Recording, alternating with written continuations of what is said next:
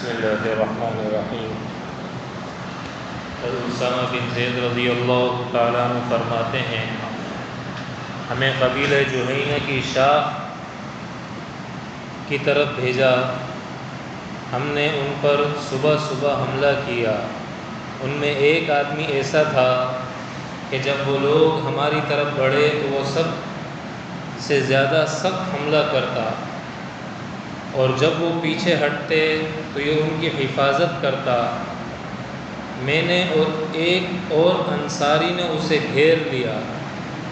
جب وہ ہمارے قابو میں آ گیا تو اس نے کہا لا الہ الا اللہ۔ یہ سن کر انصاری تو رک گیا، لیکن میں نے اسے قتل کر دیا۔ جب حضور صلی اللہ علیہ وسلم کو اس واقعے کی خبر ملی تو آپ نے فرمایا، اے اسامہ، کیا تم نے اسے لا الہ الا اللہ کہنے کے بعد قتل کر دیا؟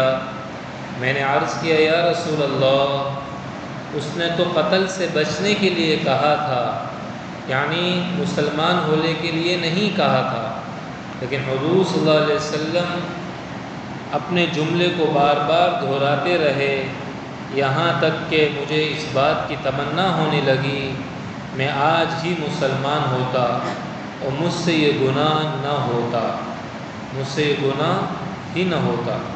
بہرحال میرے دوستو، کسی مسلمان کو ناحق اس انداز سے قتل کرنا اور اس کی زندگی کو ختم کر دینا، یہ اتنا بڑا اللہ کے نزدیک جرم ہے۔ اور یقین جانیے کہ آدم علیہ السلام کے دو بیٹے تھے، ایک نے دوسرے کو قتل کیا تھا۔ اب اس کے بعد جتنے دنیا میں قتل ہوں گے نا، ان سارے قتلوں کا اس قاتل جو قتل کر رہا ہے اس کو جتنا گناہ مل رہا ہے، اس انسان کو بھی جس نے قتل کی بنیاد رکھی تھی اس کے کھاتے میں بھی اتنا ہی گناہ لکھا جائے گا۔